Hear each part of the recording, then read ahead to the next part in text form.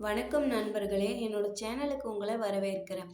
வாங்க இன்னைக்கு காணொளிக்குள்ள போகலாம். குருக்ஷேத்திர யுத்தம் முடிந்த பிறகு அர்ஜுனனுக்கு மனதில் ஒரு கர்வம் தோன்றுகிறது. நாம் தான் இந்த உலகத்திலேயே சிறந்த கிருஷ்ண பக்தர். அதனால்தான் கிருஷ்ணர் நம் அருகிலேயே இருக்கிறார். வேறு யாருக்கும் இந்த வாய்ப்பு கிட்டவில்லை என்று நினைக்கிறார்.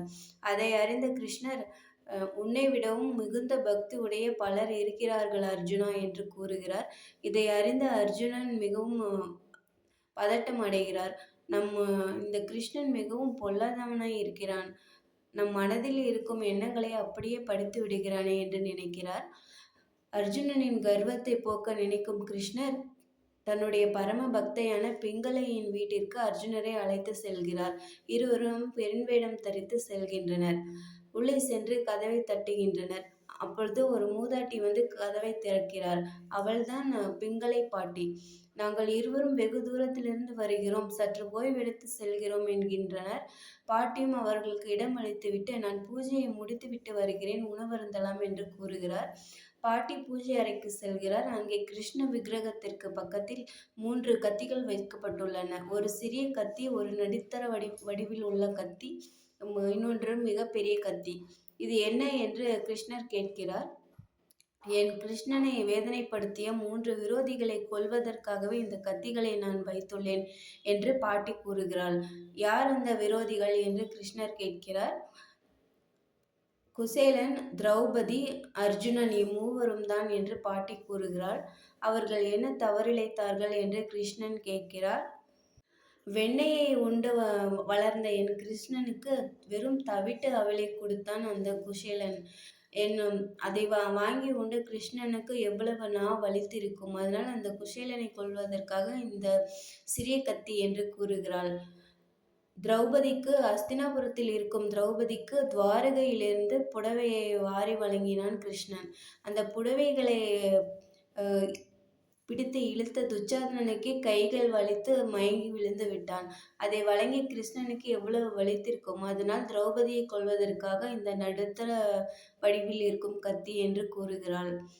இன்னொன்று, தன்னை மிக பெரும் கிருஷ்ண பக்தன் என்று கூறிக்கொள்ளும் அர்ஜுனன் என்னுடைய கிருஷ்ணனை தேரோட்டியாக்கிவிட்டான்.